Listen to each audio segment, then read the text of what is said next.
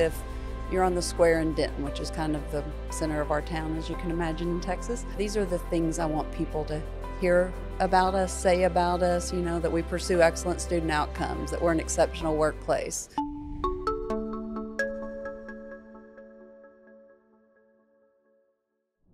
Hello and welcome to another edition of Powercast. I'm your host, Jeff Pelzel, and we are here at Edge in Nashville, and today we're going to talk from great state of Texas, and we have Dr. Susannah O'Bara, who is here as the superintendent, and just welcome to the show. Thank you. It's nice to have you. Thank you for having me. So this is your first time at Edge? It is. It is, great. Yeah. For our listeners, just share a little bit about Denton ISD and the things that are going on in your district. Yeah, Denton ISD is a district of a little over 33,000 students. We're in North Texas. We're just north of Dallas and Fort Worth. I have been in Denton my entire career, so this is year 34 for me in Denton. So I've seen us grow from 5 or 6 elementary schools to now we have 27 elementary schools, and we're 180 square miles, so we are very spread out.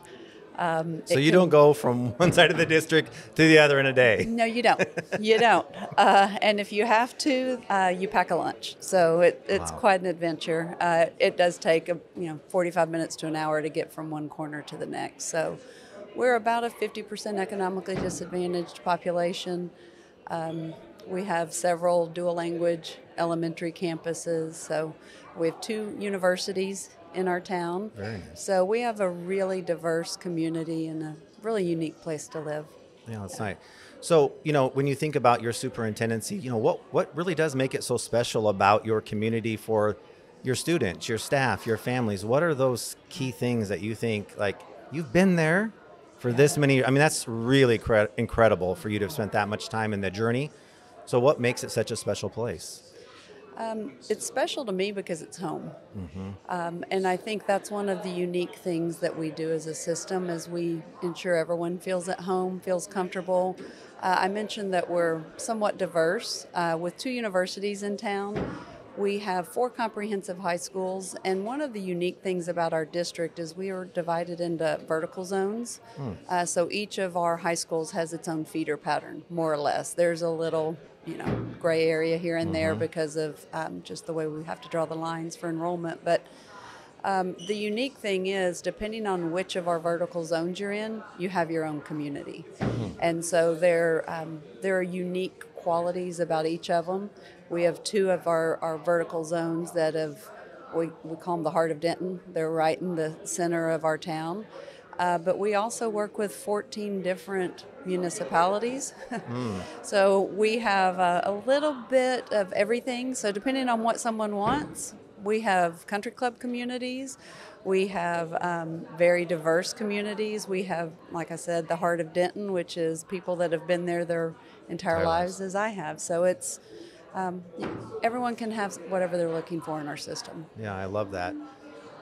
As you're thinking about moving ahead for this upcoming school year, what's one initiative that you're just really proud of that's going on in your district right now? So I've spoken a little already about how spread out we are and how diverse we are. And because I've been there for 34 years, I've had the experience of seeing us go through fast growth stages.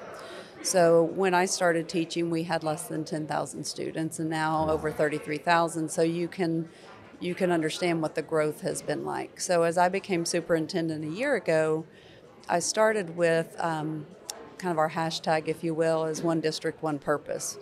Because we are 4 unique vertical zones. We're 180 square miles, but we all have the same purpose. And so the initiative that I started last year was one district, one purpose, and really doing my best to get us all on the same page. Yep. I love that. That's really, we know all the research is around systems and structures. And with systems and structures and you're rowing in the same direction, that's how you yield outcomes. So and I love the tagline. It's succinct and it tells you what your calling is around the work that needs to happen in your district, which I think is very profound. And we spent this year, my executive team and I, along with our board of trustees, really embarking on a strategic plan. We've had a district mission for a number of years. I assigned that one district, one purpose to that But this year, we just did our leadership kickoff last week, and in doing so, we talked about our true north and that one, our one mission, and that we're one district, one purpose, all pursuing our true north, and really began to articulate the way I described it to our leaders. If you're on the square in Denton, which is kind of the center of our town, as you can imagine in Texas, if you're on the square, these are the things I want people to hear about us, say about us, that we pursue excellent student outcomes, that we're an exceptional workplace. We focused a lot on reciprocal partnerships and that we want community partners and family partners, but we don't want them just to partner with us, we partner with them. And so we've just really begun articulating and defining, if you will, who we are and what that looks like, and therefore how we behave, what we're committed to doing. So that focus on the partnership, talk a little bit about that, and what do you see happening and evolving as you're entering your second year? It's a great question. I think the biggest thing that I see evolving, really my biggest purpose in this work, I'm very student driven, as we all should be, I think. That's why we get into this work. But I think one of the things that I've encountered, and I've been here a long time, I've experienced it, we function in silos. Yeah. And we have just under 5,000 employees. We have 8 divisions in our executive team. And what I have observed over the years is each division is full of several members working very, very hard every day, focused on the right work, but not collaborating to accomplish the goals. And so the biggest mission I have this year is really to bring down those silos and engage better communication across our system. Quite honestly, it's how I got connected with PowerSchool. As I was a deputy superintendent before, I started to see the disconnect between teaching and learning, the business office, our HR team, and just we had different systems we were using to approach the work, and they were not facilitating good collaboration. And so I reached out to PowerSchool to try and get us on the same page in some of those systems, because we spend a lot of time and energy working hard, but if we're not going in the same direction, it's not easy. Can you talk about any of the systems that have really made a difference for you right now? Yeah, so my background was teaching and learning and school leadership. So as deputy superintendent, I supervised our area superintendents, which are principal supervisors, and our teaching and learning team. And one of the systems that I've really worked with our technology team, who has worked through Power BI and is here, they're one of the presenters that I've come to see this week. We've started using Power BI dashboards to inform instruction.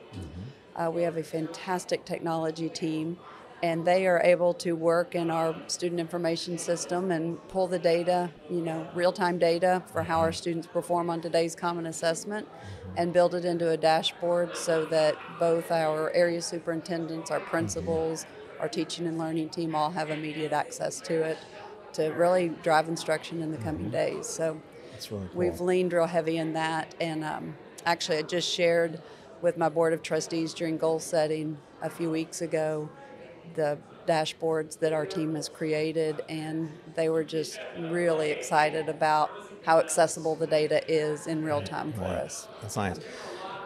I was going to ask you about challenges. You talked about the silos, so that sounds like something you're working on, but any other challenges, like maybe academically, social, emotional, behavioral kind of things that you're working on as a district, or other initiatives? So challenges, I would say, the biggest challenge we've faced in the state of Texas has been, I would say, the political atmosphere surrounding public education. That has had some pretty devastating impacts on us financially, which in turn, we're 80 to 85% people as a system. And so the financial challenges have left us having to reduce personnel, which ultimately is reduced support for our teachers, outside the classroom support for our students, interventionists. So that is the biggest challenge. You couple that with really coming out of COVID, 4 or 5 years out of COVID now, and the student learning needs. So you have greater needs in learning and less people to do it. So we have, as a system, faced some performance challenges. One of the things that I'm really proud of is the growth that we made this past school year. So we hyper-focused, if you will, on some outcomes rather than just what we're doing each day over the course of this year, and really saw some tremendous student gains as a result of it. So I'm proud of that. That's amazing. That's amazing. You know, you talk about some of these challenges, and so how do you sustain culture and grow the culture that you want in your districts? And do you have a story or an example of something that maybe you've heard anecdotally from someone, or maybe a board member has even shared something with you? Yeah, I would say the story that I recently shared. So I just mentioned I'd done leadership kickoff recently, and we talked about mindset and what our mindset is, and establishing a high standard, and then getting everyone on your team engaged to contribute to accomplishing whatever that goal is. And so our most disadvantaged elementary campus had no different than other states. Our state accountability system is pretty complex. Yep. It's an A through F system that seems to translate for the community to think they know what that means, but the details of it are highly complex. The story that I have highlighted is our most disadvantaged campus, so 90% economically disadvantaged or more on any given day, was performing at an F. Very disadvantaged students, but a very committed, very hardworking staff. They just didn't have all their arrows going in the same direction. Yep. And so we changed leadership in recent years. We had a very young, very enthusiastic principal, and she wouldn't tolerate an F, right? So using the data dashboards that I've referred to, using some of the outside classroom support, we really repurposed people from other campuses, sent them to here, that one district, one purpose. We're all here to ensure student success. I sent them to this campus to support their teachers, support their leadership, and they're a B campus after 1 year. So Wow. their student growth measure, it's our domain 2A in our STAR test in Texas. It measures a student's performance from year to year, which is really, I think, our sole purpose. So the children in this campus had scored in the 47 range the prior year, and they scored an 88. Wow. So they almost doubled their performance, their growth performance, and so I was exceptionally proud of them. We have a middle school that's only a second-year middle school that was a D the previous year. They're a B this year as well. They neighbor some more affluent communities, so we battle maintaining teachers because they can be paid a little bit more and just drive a couple of miles further. So that was exceptional. And then our most at-risk high school, I kind of teased our least at-risk high school in this setting because they're the least disadvantaged, and they're an A campus. They've scored a 91 overall, but our most disadvantaged high school, so it serves our most at-risk students, they scored an 88. So Wow. I did, and they're big high schools as well, and they both have had state championship football teams, state championship basketball, so they compete in a lot of ways outside the classroom. But I was quick to point out that the most at-risk campus was on the heels of the least, and so we talk about data, we talk about performance. We know we have high expectations for our students. And we're all engaged around that same purpose. You know, I often think we often get what we expect and what we inspect, you know, and so it sounds like that's what's happening. So, you know, as we're heading off here, talk about your vision. Where do you see Denton ISD 5 years from now? Where do you hope it's going to be? We're continuing to grow. So we'll have a 5th high school opening in a couple of years. We'll have a 2nd Career Tech Center opening at that same time. Again, we're only about 35-40% built out of that 180 square miles. So we will continue to grow.